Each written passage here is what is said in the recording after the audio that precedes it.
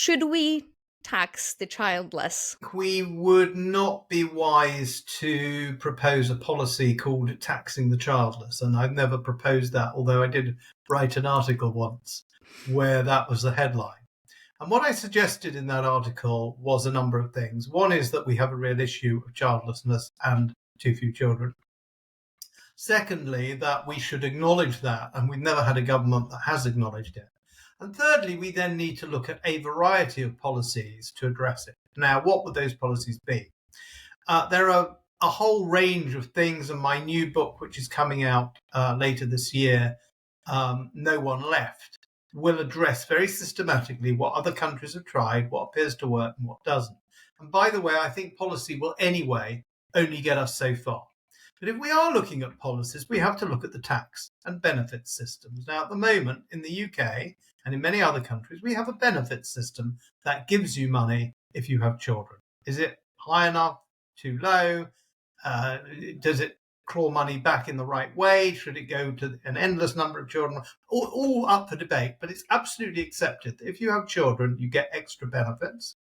Called child benefit now, it used to be called family allowance, and that's very normal. Now, I don't have a problem with at least discussing whether we should reflect having children in the tax system, as many people do. Now, of course, the easy answer then is tax cuts for the childless, but we know that the government's running a very big deficit. So rather than just say, I'm a demographer and I think you should throw money at this issue, my issue, as if no other people from defence to health to every other cause aren't calling on the government for money. Rather than that, I'm saying maybe we should have something that is tax neutral, possibly, but which recognises childbearing and changes the tax burden so that you pay a little less if you have children and a little more if you don't. So that is the slightly long-winded answer to a question, a very blunt question. It needs a slightly more nuanced answer, forgive me. I definitely wanted to chat about it because I've seen the numerous headlines that were quoting that article, and a lot of them were outraged, obviously, like in terms of like, how dare you potentially penalize women for X, Y, and Z. That was always the lens through which those headlines were written. But not many actually struggled with the problem that people that haven't got children that are then paying into the system and paying taxes to support our system are essentially relying on other children's or other people's children to support them in their late life. And is it, can't remember the statistic, you might know, but it's something, the elderly takes about 75% of the government's sort of spending, if you like. So the costs are massive for looking. Well, it very much depends how you cut government spending. And I think one thing, for example, we know is that older people require much, much more spend in the health service, perhaps 5 or 6 times as much when they're in their 80s as when they're in their 20s or 30s. And whether you look at it through the lens of government spend, or you look at it through the lens of the availability of labour, when people are elderly, they need more healthcare. They need very often social care. They're very likely to retire, and you can change the retirement date, but it doesn't make that much difference. And people react to it very strongly. So I think you've exactly correctly put your finger on the problem, which is that if we don't have enough children, we will end up, and we increasingly are ending up as a society, and more countries are in the same situation. Many are worse than us, where we have more and more people of retirement age and fewer people of working age. Now, I'll just give you a couple of statistics on that. When I entered the workplace in the 1980s, and a lot of us late baby boomers were coming into the workforce, if you looked at the over 65s to the 20 to 65, so the retirees, and yes, you can change the date a little bit, as a share of the working population, it was a quarter. Now it's a third.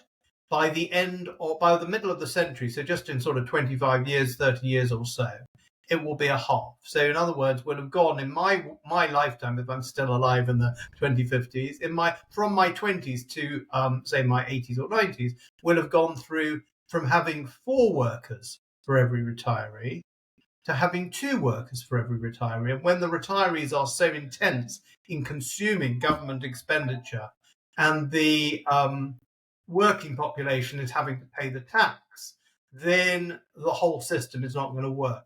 Now, one thing I did want to say, though, in response to your particular point about the outrage on my article, I have no problem with outrage. I think everything I said is reasonable and I'll stand by it, but I do not object to people objecting to me and having a good debate. I think one of the reasons to write the article and to write the books that I've written is to make sure that people are starting to discuss these things, because it's a bit late. So the point I made when I wrote the article, and there was a lot of publicity around, I went on the radio and the television a lot, the point I was making was this: nobody says how unfair, I don't have a child, I don't get child benefit. Now, there are 1,001 reasons you might not have a child at home. For example, I don't get child benefit because my children are all grown up, right? Other people don't get child benefit because they chose not to have children. Other people didn't get child benefit because they couldn't have children. But nobody says, this is outrageous, and I couldn't have children, but I should still get child benefit. It's not my fault. So nobody has a problem with that around the benefit system.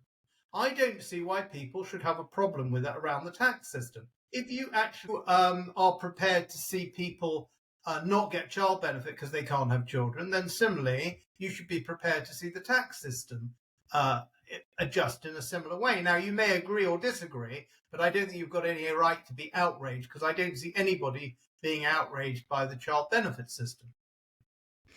No, I think as a culture, we are slightly oversensitive to any potential infringement of what we consider our freedom, and it tends to kill the debate about the problems that are actually quite pressing and quite difficult.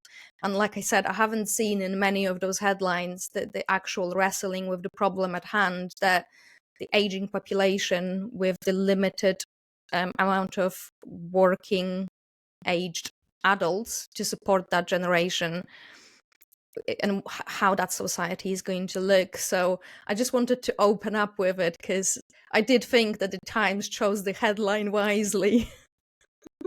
Well, wisely, if you want to get publicity. I have a friend who I told I was writing this article, and as soon as he saw it, he said, "That's clickbait."